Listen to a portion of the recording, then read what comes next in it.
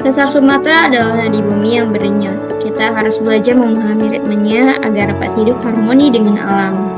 Hai semuanya, perkenalkan nama saya Amalia Eka Amanda. Di sini saya akan mempresentasikan tentang poster saya mengenai Sumatran Full. Kita akan share screen dulu.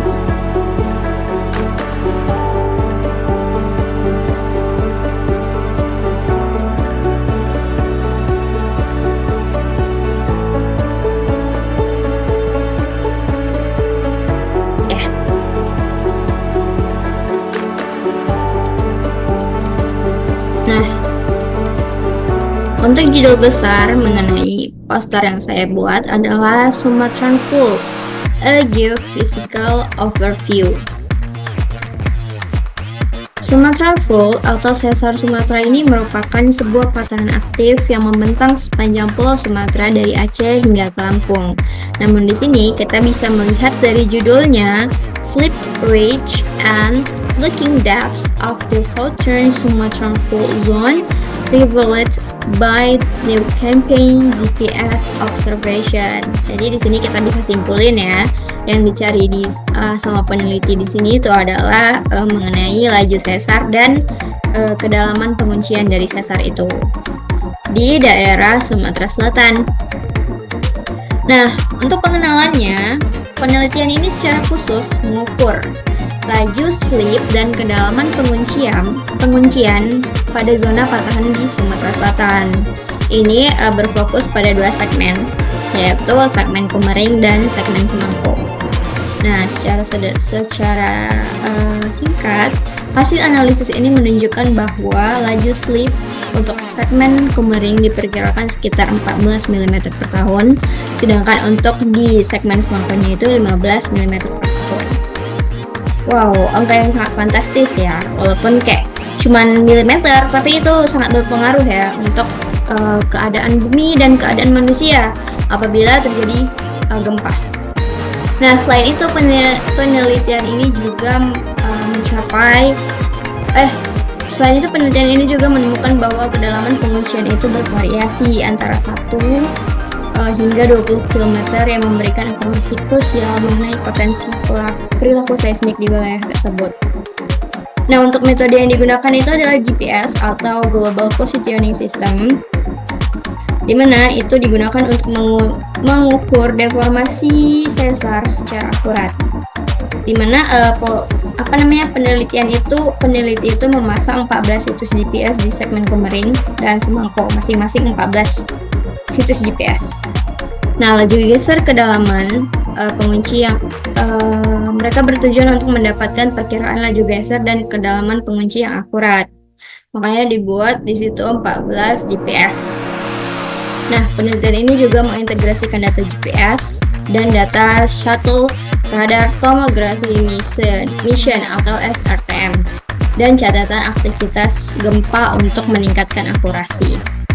Nah, untuk output yang didapatkan dari melakukannya penelitian ini adalah yang pertama, dapat diketahui laju geser. Laju geser itu adanya perbedaan signifikan antara segmen di zona Sumatran Fault Zone.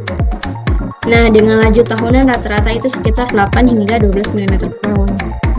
Itu untuk di wilayah selatannya ya, itu lebih rendah daripada wilayah utara. Jadi kalau misalnya di wilayah selatannya aja udah 8 sampai 12 mm, wilayah utaranya berapa dong?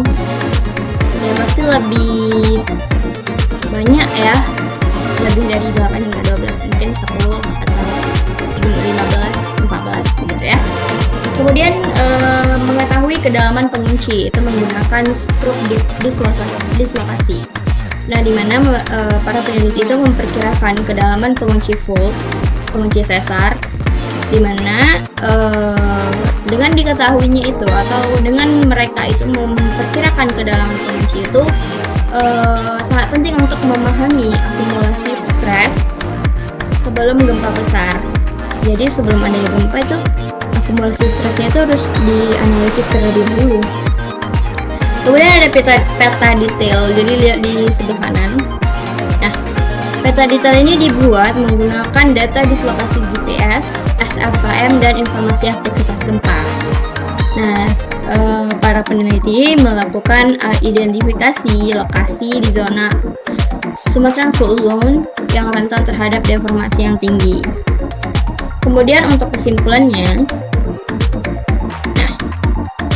jadi penelitian ini berkontribusi dalam memahami perilaku zona gempa Sumatera dengan menyediakan data laju geser dan kedalaman pengunci melalui observasi GPS.